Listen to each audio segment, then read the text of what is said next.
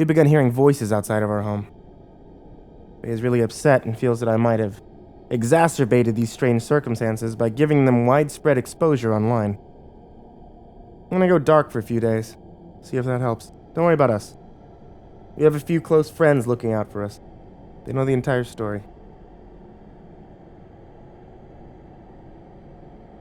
Hi everyone, I just want to make a quick update as promised. Because Faye and I are flying back to California shortly. Faye is back to normal, feeling great. I watched her eat a huge plate of chicken parmesan yesterday. First thing I should mention is that Faye's father was very reluctant to talk about the cabin or the weird experiences that we've had there. He kept trying to change the subject and was generally in a bad mood, which is pretty normal for him. He's a really grumbly Vietnam vet and he's been in the army since he was young. His personality is exactly the way that you'd imagine it. Faye asked him bluntly if something's wrong with that cabin. Why would you let us go up there in the first place?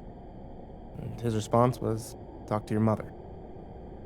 So that night we sat down with Faye's mom, Laura, in her bedroom while her dad was watching the news downstairs.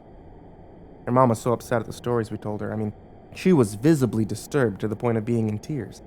Kept apologizing to Faye and hugging her, and Laura told us that they'd purchased the cabin from their good friend, Jennifer, I think, who moved to Nevada about 20 years ago. And that Jennifer and her husband had complained about all sorts of weird experiences while living there. Her husband Tom, like myself, was fond of hiking and exploring the woods, and collected tons of arrowheads and other neat trinkets that he'd found on his travels around Pikes Peak. But Jennifer started having dreams about Tom being dragged off into the woods from their bedroom.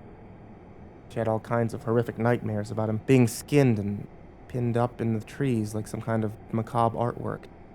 Jennifer said that while Tom was at work, she would occasionally hear the voice of her daughter, who died in childhood of some kind of bone cancer, calling Mommy on the edge of the forest.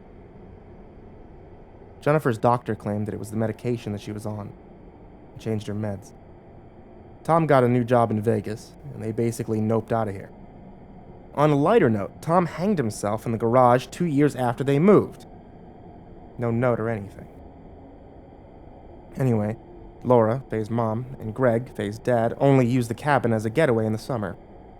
Laura never experienced anything beyond weird feelings while she was there, and she chalked that up to all the crazy stories that Jennifer had told her. Greg, however, who suffers from PTSD-related nightmares occasionally, had experienced exacerbated sleep disturbances in the cabin. Over the years, he'd become reluctant to go there, and claimed that all the things he'd seen in Vietnam came back to him while he slept there. Allegedly, some of the people he saw get killed would come back to talk to him in his dreams at that cabin. And last time that he stayed there, he woke up in a dream to find a few of them sitting in his bedroom with him. Maimed, rotted, etc. He privately maintained to Laura that he also heard their voices in the forest. Crying, begging, screaming for their mothers. Oh, and take a guess at what time he heard them. Laura told us that she honestly did not believe that there was anything really wrong with the cabin. Faye was extremely pissed and let her have it. They kinda ended our visit on a bad note. But later that night, I was up reading, and Faye was sleeping next to me. She always falls asleep before me, and girl could fall asleep in a pile of rocks. She started mumbling in her sleep, so I listened carefully. And there was a few things that I heard her say. Never, never, never, no, I wouldn't. On the mountain. You can't. Why? His name? We don't know you. No, it's Felix, which is my name. A few hours later, she woke me up by nudging me in her sleep and saying, "Tell the man in the hall to leave." Now, this set me over the edge, so I got up to go to the bathroom and get some water. Now, I didn't find anything strange. Had a very hard time falling asleep, though. This morning, we heard back from the guy who went up to the cabin to check on that gas leak of the carbon monoxide at the behest of a few scrupulous Redditors. The guy mentioned that radon is a really big problem in some of those old places in the mountains. Some kind of super badass handyman with all kinds of equipment, so he wrangled up one of those peak rangers, and they went up to the place together. Apparently there were tracks all over the house, dozens of pairs of them, like a Large group of people who'd been wandering around looking in the windows.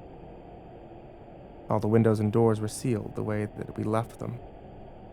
When they got inside, some stuff was moved around. The silverware drawer was emptied onto the kitchen floor. Turned them upside down. The power was completely dead. The weirdest thing was that there was water all over the bed and on the floor. But our guy checked for leaks in the ceiling and the bathroom pipes. Nothing. Nothing had been stolen from the house, not even food. Some of the old clothes in the bedroom closet were strewn onto the ground, but nothing stolen. Like maybe someone was trying them on. Smelling them. The ranger said that there were legends about the mountain. Something about things that sort of act like people, but they come out of the old abandoned mines. Greg's friend couldn't remember the name the ranger gave them. It was a native language. I asked Greg to ask the ranger about the sounds. Specifically, the wachu wachu, wolmai wolmai, and he said that it's a widely recognized chant, but he didn't know what it means. I mean, if anyone here has any ideas, feel free. However, there's no radon, no carbon monoxide, no gas. The place is all electric. He checked for mold, but said that it was unlikely that there would be any all the way up here. He said it's possible if there's some kind of electrical problem, and that's what can sometimes cause people to feel very unsettled and maybe have hallucinations. He said that he has a kind of Geiger counter or a gadget that detects issues like this, but it was broken when he tried to use it. I'm going to keep a close eye on Faye. She's still shaken up about all this. If there's anything left to report, I'll let you all know.